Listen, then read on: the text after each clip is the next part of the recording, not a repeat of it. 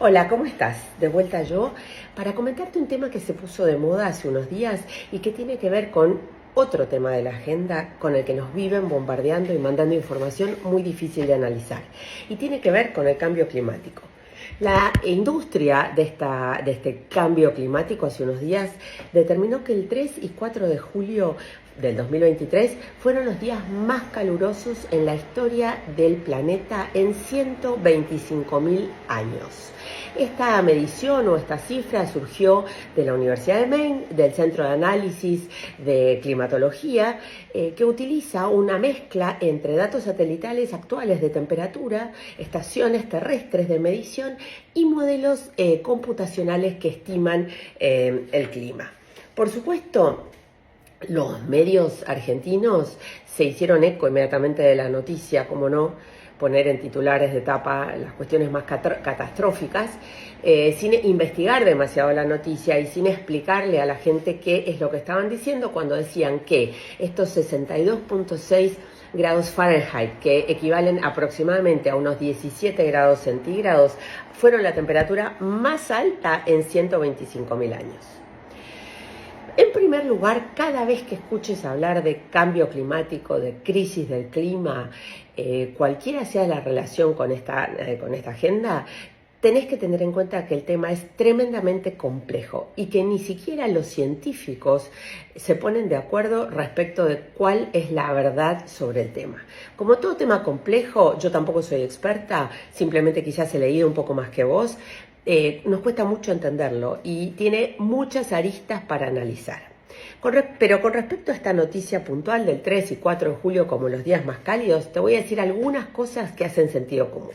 En primer lugar, no hay ninguna posibilidad de conocer cómo fue el clima promedio de la Tierra de ahora hacia 125.000 años atrás.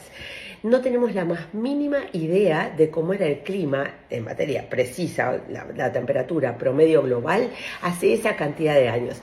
Te voy a decir algo, recién en el siglo XX y entrado el siglo XX se pudieron tener estaciones meteorológicas en el Polo Norte y el Polo Sur. Siglo XX. ¿Cómo podemos pensar que alguien puede sacar la temperatura promedio de la Tierra en 125.000 años para atrás?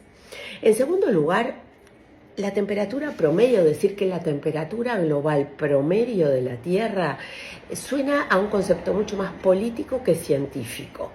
La Tierra y su atmósfera son tremendamente grandes y muy variadas. Lo que sucede en una parte no tiene nada que ver con lo que sucede en la otra. Cuando hay invierno en el hemisferio norte, hay verano en el hemisferio sur y viceversa. Y a su vez, dentro de cada uno de los hemisferios hay una variabilidad climática impresionante. Por lo tanto, ¿qué sentido tiene hablar de una temperatura promedio cuando en particular varía mucho lo que es la temperatura de la Tierra en el hemisferio norte en verano, que es mucho más cálida que la temperatura de la Tierra en verano en el hemisferio sur, producto de que el hemisferio norte tiene mucho más territorio y en cambio nosotros en el hemisferio sur tenemos mucha más agua? Es decir, que hablar de promedio no tiene ningún sentido y los científicos no hablan de temperatura promedio. En tercer lugar, los datos de la temperatura, aún los que tomamos al día de hoy, que son los más precisos que podemos tener, solo en los Estados Unidos se estima que de las estaciones terrestres que existen de medición de la temperatura, 96% de ellas producen corrupted data, que le llaman, es decir, datos corrompidos, datos que tienen algún nivel de falla. 92% de esas estaciones producen temperaturas que tienen una variabilidad de 1 grado Celsius respecto de lo que ocurre en la realidad. Si esto es así, al día de hoy, ¿cómo podemos pensar que podemos tener algo preciso respecto de lo que es la temperatura promedio global?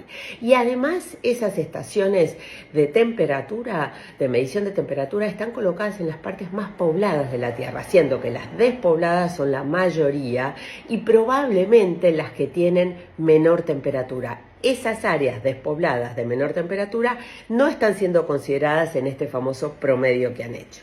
Entonces, si no tenemos datos ni por casualidad para considerar 125.000 años atrás, esto fue solo estimaciones de modelos hechos por hombres.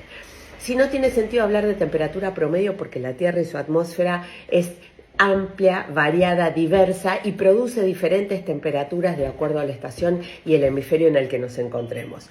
Si los datos actuales que tomamos de temperatura no son confiables al 100% y hay que tomarlos estimando muchas otras variables, y por ello es que a veces no es posible predecir la temperatura a 2 o 3 días en adelante. Y si las estaciones de meteorología están ubicadas en zonas pobladas, que tienden a ser las más cálidas y no están en las zonas despobladas, que son la mayoría, están frías, son más frías, ¿cómo podemos pensar que hay una certeza para determinar que el 3 y el 4 de julio fueron los días más calurosos de la Tierra en promedio en 125.000 años?